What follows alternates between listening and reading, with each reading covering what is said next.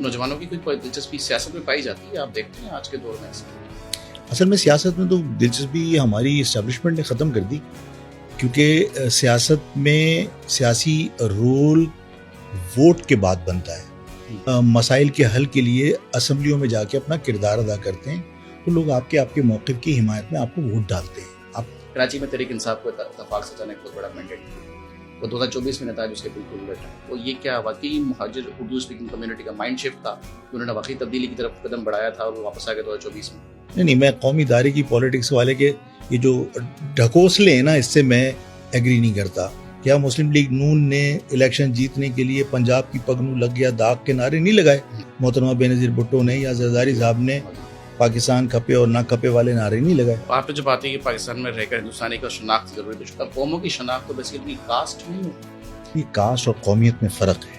جتنی بھی شخصیات ہیں جو قومیت یا مخصوص کر رہی ہیں وہ اسٹیبلشمنٹ کے اوپر تنقید بڑی سخت انداز میں کر رہے ہوتے ہیں اور ان کے اوپر یہ الزامات بڑے سخت ہوتے ہیں کہ یہ اسٹیبلشمنٹ کے ہی اس پہ ایجنڈا. دیکھیے، پاکستان کی سب سے بڑی جماعت تو اس وقت سیاسی جماعت تو اسٹیبلشمنٹ ہی ہے.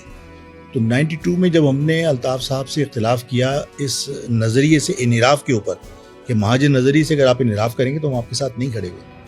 جو بھی جماعت الیکشن لڑتی ہے وہ جب ہارتی ہے تو وہ یہی کہتی ہے کہ اسٹیبلشمنٹ نے ہمیں سپورٹ نہیں کیا، اور کوئی ایک جماعت ہوتی ہے وہ کہتی ہے کہ ہم عوام کی ووٹ کی طاقت سے آئیں. جبکہ پس منظر آپ بھی سمجھتے ہیں سبھی مکتبہ فکر کا، اب تو تقریباً بچہ بات کر رہا ہوتا ہے کہ اس مرتبہ تو ہم نے جو ہے وہ جیتی ہوئی جماعتوں کو بھی یہ کہتے سنا ہے کہ انتخابی نتائج سب کو پتہ ہے کیسے بنے. ان کی زبان اپنے منہ میں ڈال کے بات کرتے ہیں. بھئی یہی لوگ تو تھے نا جو کل صوبے کی مخالفت کر رہے تھے. جب آفاق احمد ملیٹ ڈسٹرکٹ پہ تحریک چلا رہا تھا، جب آفاق احمد نے جنوبی سندھ صوبے کی بات کی تھی تو یہ لوگ کہتے تھے ہمیں صوبہ نہیں چاہیے، صوبہ جو ہے وہ سندھ کی تقسیم ہم نہیں چاہتے، ہم ساتھ رہنا چاہتے ہیں. میں نے احتجاج کیا کہ اس شہر کے اندر اس طرح لوگوں کا قتل ہو رہا ہے اور یہ عمدن قتل ہے کہ جب آپ ظاہر ہے ان کے خلاف کارروائی نہیں کر رہے تو اس پر آپ نے ہمارے خلاف دہشت گردی کے مقدمات بنا دیے.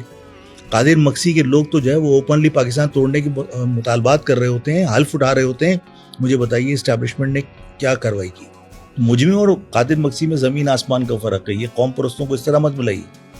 کراچی کی عوام آپ کو لگتا ہے کہ اس وقت دوبارہ کوئی موقع ملے تو ان لوگوں کو دوبارہ مینڈیٹ دے گی؟ اسٹیبلشمنٹ کی بیساکھی لے کے کام کرتا ہے نا، اس کو ہمیشہ مسترد کیا، اس کو سپورٹ کبھی بھی نہیں کی.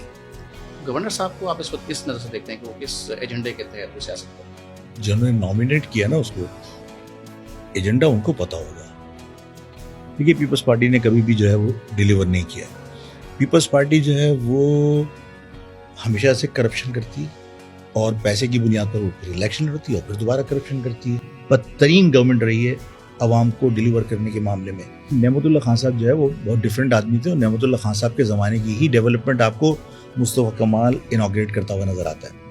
میری قوم تو تباہ ہو جائے گی میں دوسرے کا کلچر اگر اڈاپٹ کر لوں گا تو. میرا اپنا کلچر ہے تو میں تو مخالفت کروں گا نا کہ میں سندھی کے اجرک کو کیوں برداشت کروں. آپ کی گاڑی کا کوئی ٹیکس نہ دہندگان میں شامل ہوتی ہے، اس کی کیا حقیقت ہے؟ نہیں، میری گاڑی تو ٹیکس بھرا ہے. وہ کافی چل گیا تھا، میں نے کہا پوچھ لوں. نہیں، وہ تو ٹیکس نہیں شیطانی، میرے تو ٹیکس بھرا ہوا گاڑی کا اور میرا تو 26 تک کا بھرا ہوا.